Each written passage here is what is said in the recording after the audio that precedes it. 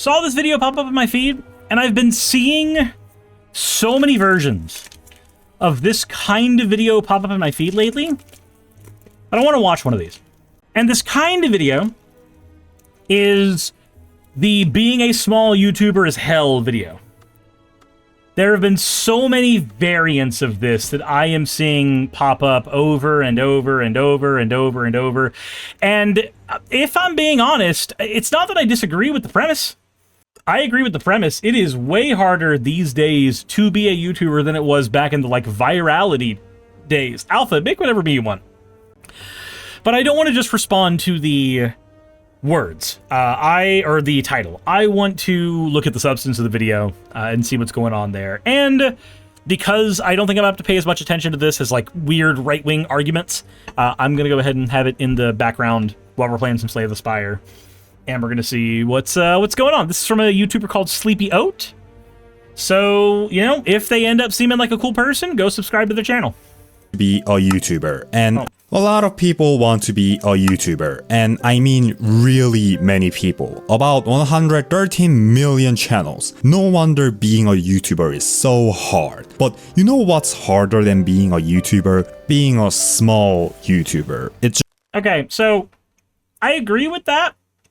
But every YouTuber, for the most part, starts out as a small YouTuber, so they're kind of one and the same. Unless you're counting legacy YouTubers. Like, legacy YouTubers have been here for a while, back when everybody was a small YouTuber. So I guess there's an argument to be made there. just this. I'm not going to talk about numbers and theoretical reasons why being a small YouTuber is hard, because that's boring and I don't think numbers are that meaningful to small creators. I'm going to talk about more relatable subjects like making thumbnails, titles, the pure misery after seeing my video perform less than average, and also some valuable lessons I learned while struggling being a YouTuber. I mean, the first obstacle of being a small YouTuber is obviously existing as a small YouTuber. Or I mean, yeah, I will say, I hate doing thumbnails and SEO so much that is one of the things that I pay other people to do. When I have to do thumbnails, I can do them in a very short amount of time. I do them for my Magic the Gathering channel. It takes me maybe 2 minutes to whip up a thumbnail. It's not a hard process, it's just tedious. And I'm not a big fan of tedium. At all. already this is a losing fight to you. There are 3 major factors that the viewer consider when clicking a video: thumbnail, title, and views. People really like to watch videos with high views, and I understand that. You're going to use your precious time watching a video. Are you going to watch this reaction video made by a famous YouTuber with million views, or this random video? If you watch this video, then thank you, I appreciate it, I did my job well as a YouTuber, but most will click this video. That's why when it comes to being a small YouTuber, a common goal is making a viral video. A viral video. This is the key of escaping a small YouTuber. Not only it just boosts all the other videos, which increases your views, but it also gives your channel what path you should go. It will be your guidepost of what content you should make. I had a semi-viral video. So, that's kind of true, to a degree. So you can force a niche, right? When you're on YouTube, when a video pops off and does well, common practice is to use the fact that it popped off as evidence that that is the kind of video you should be making forevermore.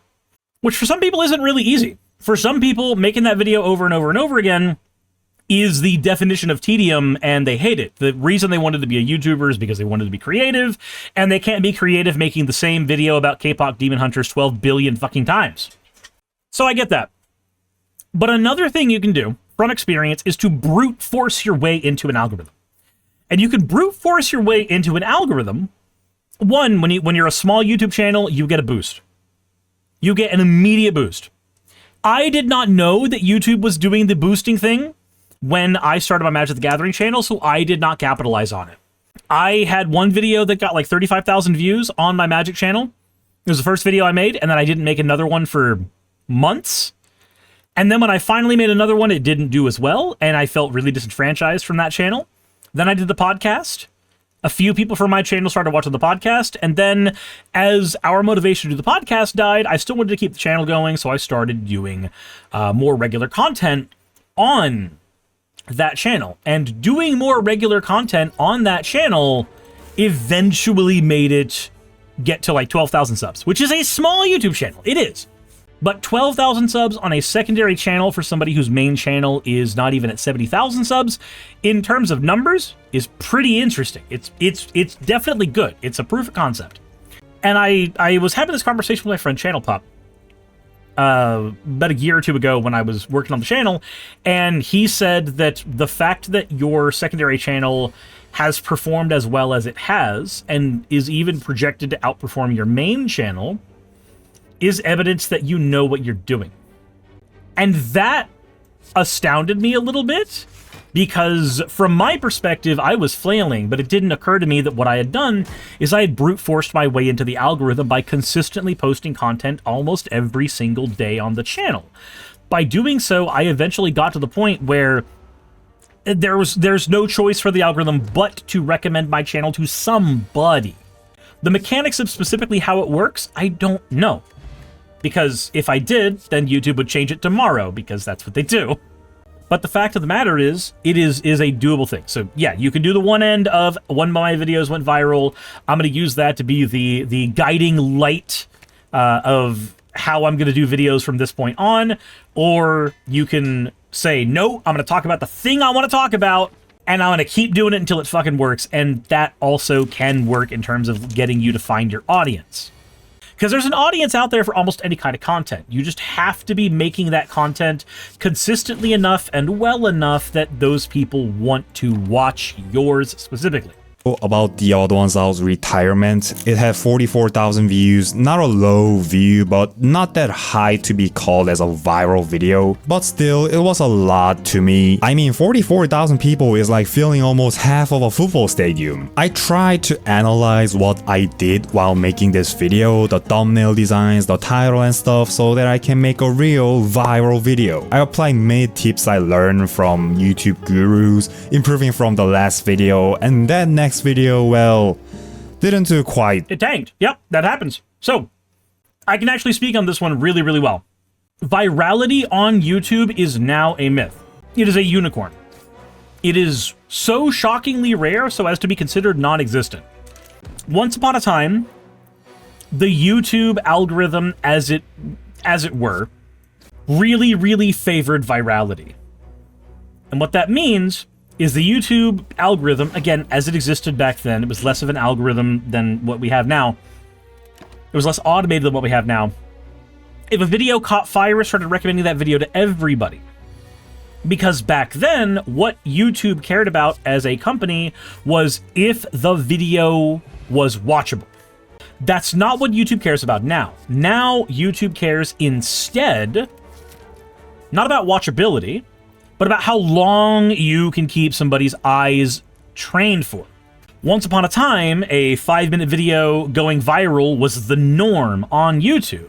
And everybody would have seen a viral video. The Leroy Jenkins video, the Numa Numa video, these things go around the internet. Now, shorter things like that are relegated to TikToks, YouTube Shorts, things that have evolved from the Vine era of content, or they've been relegated to GIFs.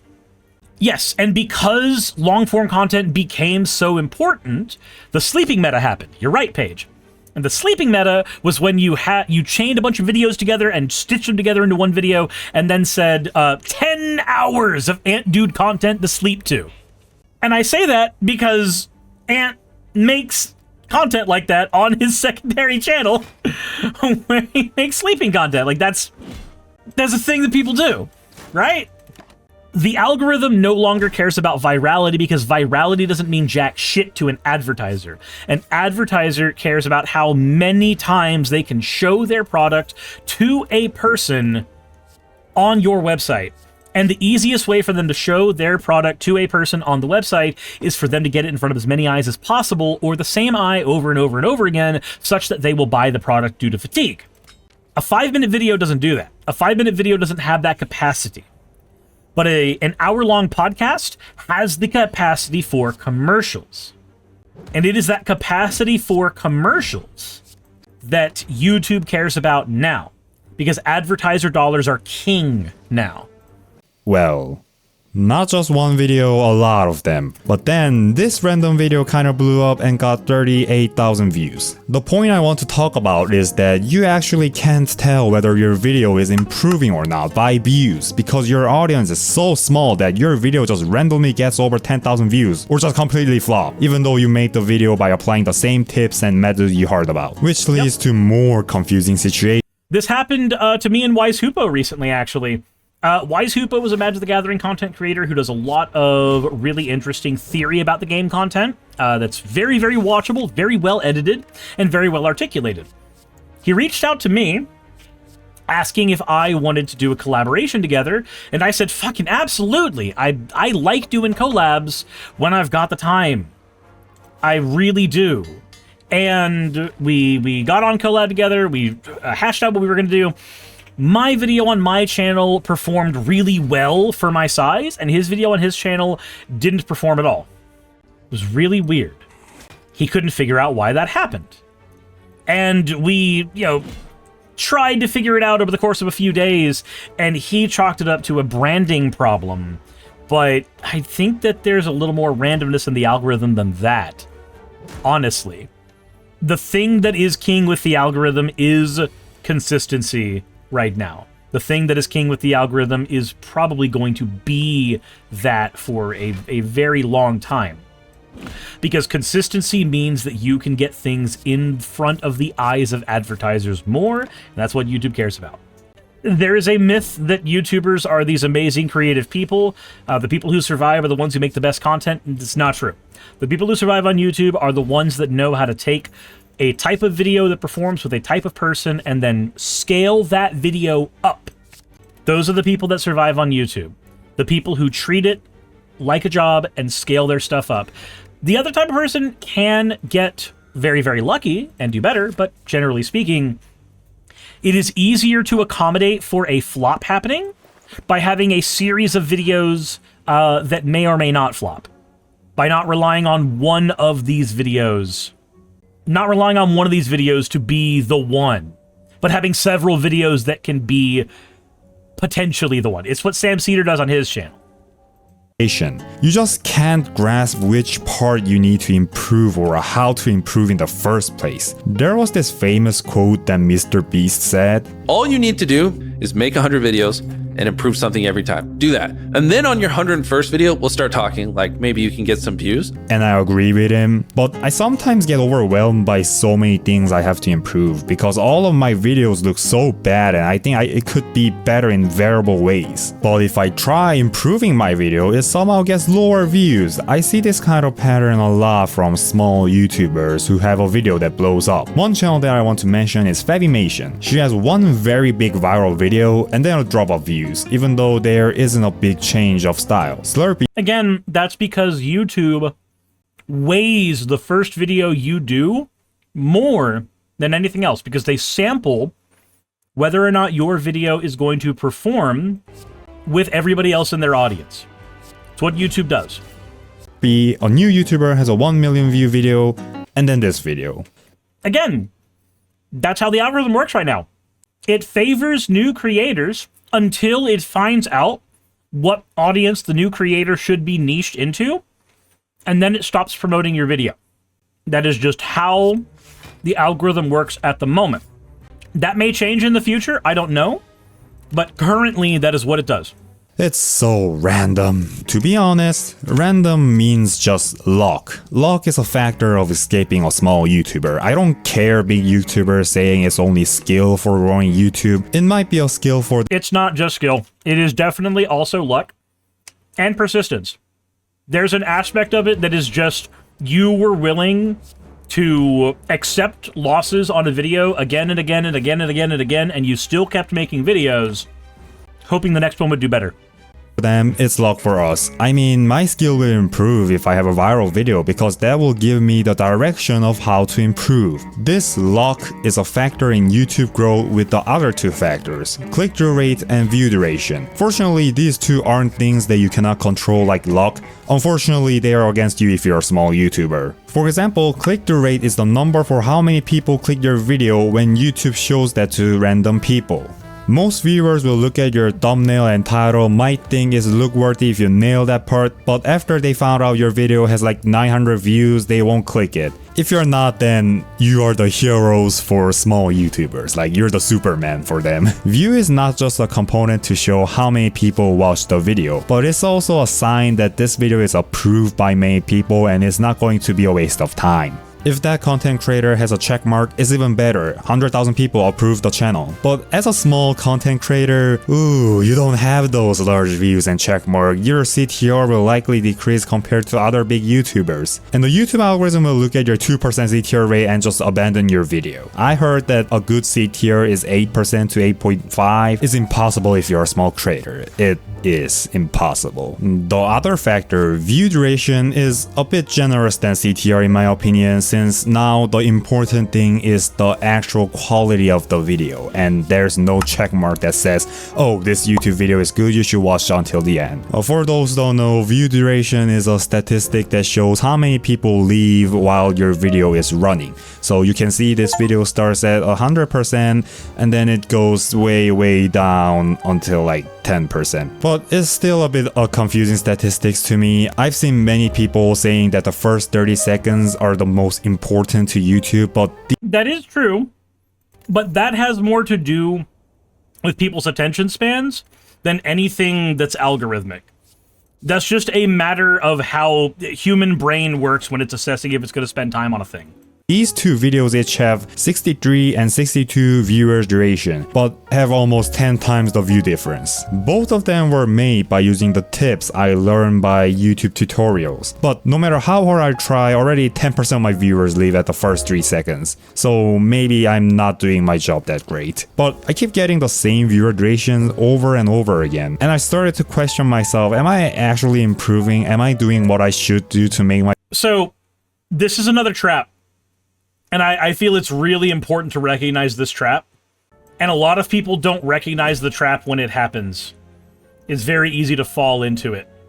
So, the trap, put plainly, is looking at the end results of your channel, the end results of what you've done, the viewers that you've amassed, and thinking that that is a mark of quality for your channel. It is a very easy trap to fall into. A nightmarishly easy trap to fall into. And oftentimes it feels like it's the only one that should matter.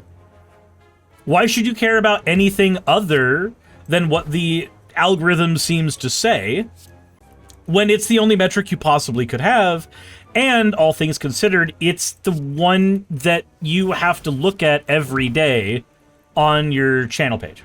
I understand. I get it. It makes perfect sense. But you gotta realize it's a trap. It is a goddamn trap. Some of the best videos on this platform are like under 20,000 views.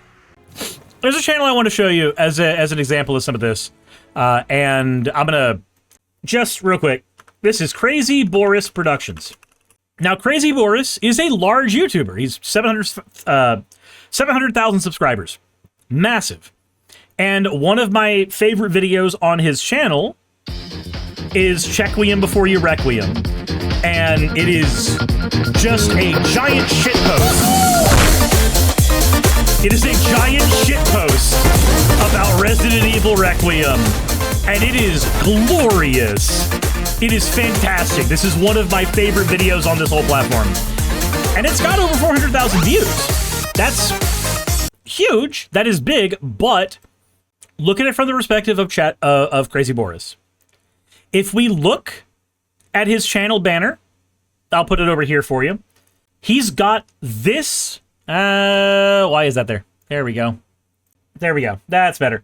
So he's got Zillion from League of Legends here. Why does he have Zillion from League of Legends here? Well, because one of his first viral videos was Can't Killian the Zillion.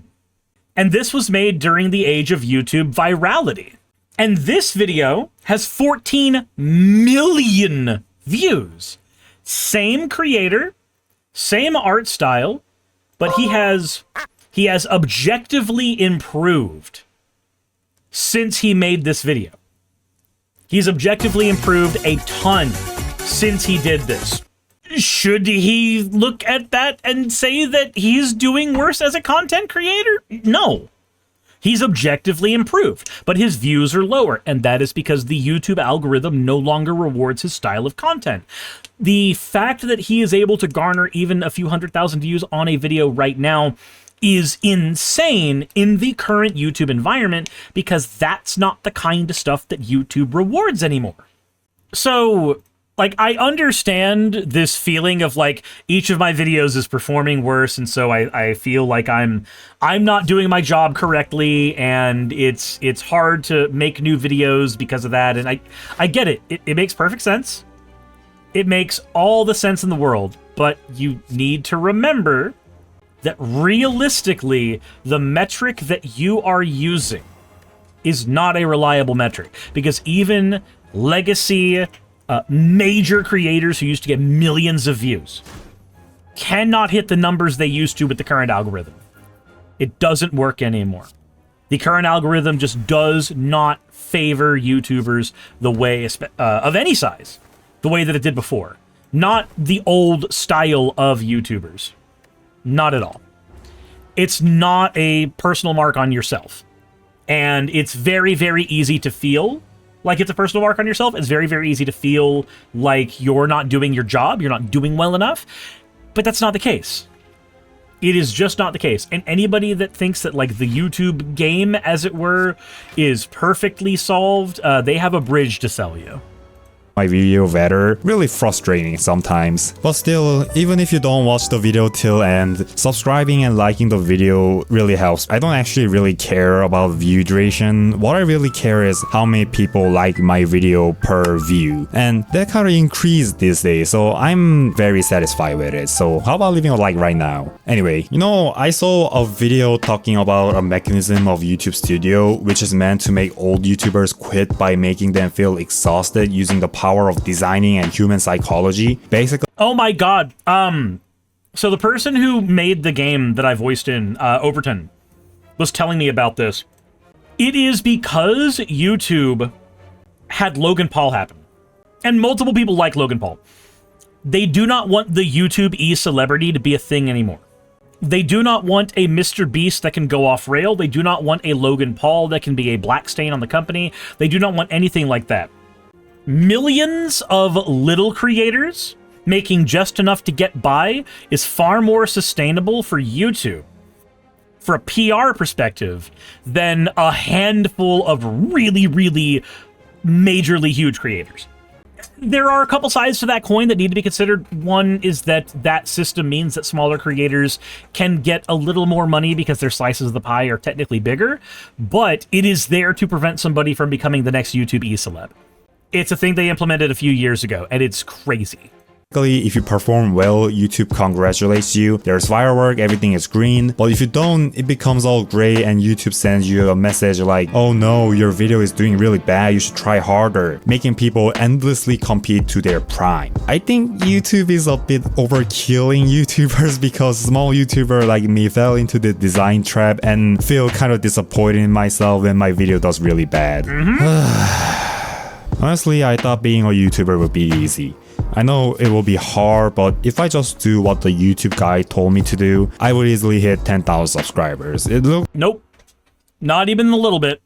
I did everything correctly on my Magic the Gathering channel, and it took me about a year and a half to hit 10,000 subs.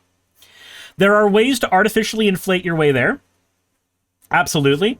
But you have to realize that artificially inflating your way there is a thing that only works sometimes. You can artificially inflate your way there by doing drama content because hate views will always work, but it is a temporary artificial thing. Eventually, that cash cow dies. All the time. Looked like I was having fast growth at first. I did hit 1,000 subscribers in 3 months. Most of them were short viewers, but still, it was a really big milestone for me. But since monetization by shorts needs 10 million shorts views, which is really hard, I shifted my content to long form video, and that's when things got a bit cranky. To some people, I know this view is still a lot, but let's be real, this is nowhere close to taking YouTube seriously. I don't even know what my niche really is. 21,000 views is enough to take YouTube seriously. At 21,000 views, one thing you can do, if you can make that video in a day, right? If you can spend 4 to 6 hours making that video in a day, then 20,000 views is enough to scale to full-time. As an example. Now, a video like this, even this level of editing and planning takes more than 6 hours. Absolutely. But let's say you have a video with 20,000 views. On my live channel, 50,000 views equals $150. So 20,000 views is about $60, right? That is $60 a day. At $60 a day times 7 times 4, you're making almost $1,700. You're making a little below minimum wage if you are getting 20,000 views per episode per day. Those are the numbers you're looking at. If you are able to take that means you have a consistent audience. If you're able to take that and inflate it by just a few $100s with a live stream or with merchandise sales or anything like that, that number can scale up to a very, very reasonable number very, very quickly. If you can get 20,000 views per video per day, that is enough to take YouTube seriously. Again, if you are producing daily content. If you're not producing daily content, then yeah, that's not the case. You need to look at how many views you make in a week, not necessarily per video, because again, it is better to look at YouTube as a long game where some videos perform well and some videos don't perform well, and viewing it that way the entire time, because that is the more sustainable way to view it.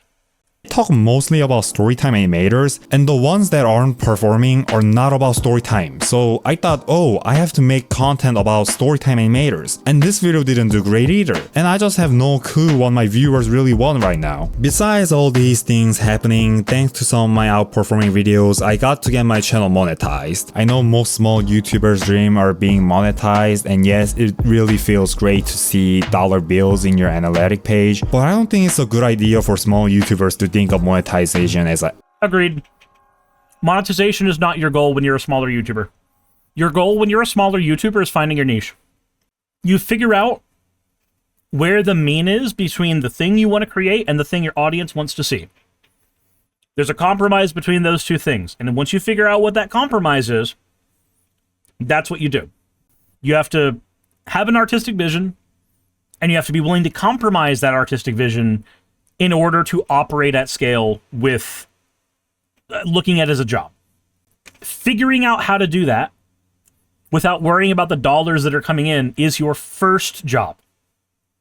And because you still have to make good content to survive in the YouTube jungle. And look at me, my channel isn't doing great after getting monetized. I actually want to go back before I get monetized and feel those dopamine rush when I got my first 44K video. So the conclusion I made was that the real way to actually escape the small YouTuber is ironically not focusing too much on numbers. I mean, big numbers might look good at first, but they always end up dragging my day into misery in some way. If the video performs... Absolutely. That is a recipe for self-hatred.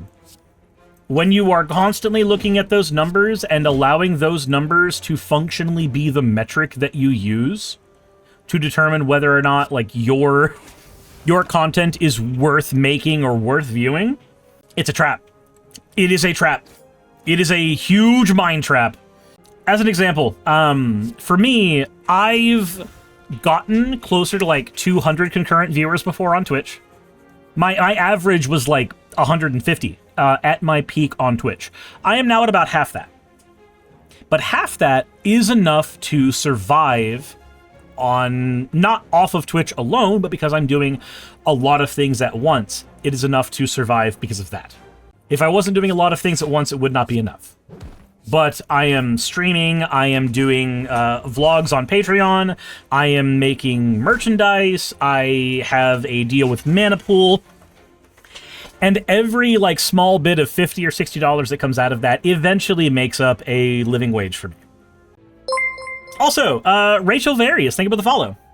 If I were to focus on the numbers of any one area, if I were to focus on the numbers of one of my YouTube channels or focus on the numbers from Twitch specifically or anything like that, I would be a nervous wreck. I would be completely and totally fucked in terms of my mentality. Because at that stage, once you're at that point where like you care about the numbers that much, despite the fact that I make a living wage because of the combined efforts of everything my channel does, I'd be looking at only one area of the channel and beating myself up constantly because that one area wasn't improving. And it's not that I haven't done that. I have. My editor K-Fox can tell you, there have been times in our chats where I'm just like beating myself for not doing well enough with a particular video or with anything. But the reality is, it doesn't help. Beating yourself up doesn't do you any good there. You have to focus long term. You have to focus on scaling your content. You have to focus on anything but individual numbers. Individual numbers are lies that can make you hate yourself. Well, then I wish it could have gotten better, and if it doesn't, then it's just miserable. Just enjoy making YouTube videos and appreciating what we have now will make my mental state available to make another YouTube video. I focus so much on other big creators that I want to be that I forgot how much 3,000 subscribers really is. So don't compare yourself to others. Enjoy the process of making video, but still have the ambition to grow your channel is what I learned while being a small YouTuber. Good shit. I might learn more things while in the journey of being a big YouTuber, then I'll make another video about it. Or maybe I'll just retire and become a streamer or something, I don't know. If you have a channel, don't retire and become a streamer, do both. There's plenty of people on this platform who use streaming as a supplement for their main channel income because their main channel income does not make enough on its own. It's a very, very common thing. It's what I do. It's what a lot of artists do. We use the combination of streaming and videos in order to function. I make 5 edited videos every single week, edited from scratch, on the Magic the Gathering channel. That only works. I'm only able to do that because I have the stream that allows me to have a passion project on the side that sometimes makes money and makes me happy. But if I were to do just the Magic content, oh, I'd be fucked. So yeah, looking at it as retiring from YouTube to become a streamer, I don't think anybody that does this as a job would recommend that. I think most people would recommend, no, you recognize that streaming is the supplement to your income in order to function. And if you're not willing to use it as supplement to income, if you're bouncing from one thing to the other, you're falling into the same fallacy of looking at the numbers of one video and feeling like that's representative of the whole. It's the same thing. Jet says, I beat myself up, but that's because I have clinical depression. Right, but you need to tell your depression to fuck off. I have clinical depression as well. I do. And so much so that I am now on antidepressants for it. So, I see where you're coming from. I get it. I do. But you can't let it have control over you. It is not good for your health to let that happen. And at least one thing that I think Sleepyout learned here, which is really, really good, is that looking at the numbers for individual projects is a trap. Is 100% a trap. Focusing instead on the fact that, oh my god, the audience that I have is so good. Like, focusing on that is way healthier. Because when the audience you do have is fantastic, then that's great. That's all you need at that point. Your audience is doing a fantastic job. My audience is fantastic here. Would I like it to be bigger? Absolutely, but this is my job, so I'm always going to want things to be better at my job. But I do think that forgetting the fact that I am a creator who has made a living and has garnered a bunch of viewership, forgetting that is a recipe for just fucking hating myself.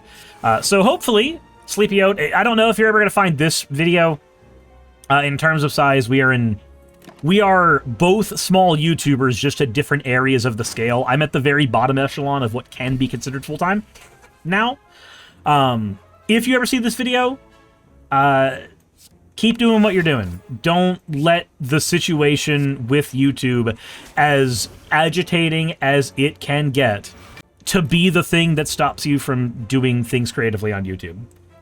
The numbers game on here is a trap for your brain, and it, like you mentioned on your own video, it is a trap that is meant to make you quit. Don't fall for it. It's not worth it. It's not worth your own mental health. Hey, you made it to the end. I want to give an extra thanks to the patrons who allow me to do this full time. I want to thank Aaron Rail, Astral, Britzkrieg, Jemshin, Poundini, Red Joker, Victoria, Jonas, Craig, Tarika, Fireshard, Smiling GM, John, Dren Hadamada, Creeper, Sagitta, you know I'm not saying that last part, Sylvie Snow, Valis of Seraph, Ottoman Angel, Rooster Rachel, and Fire Panda, who are all my $20 and up patrons.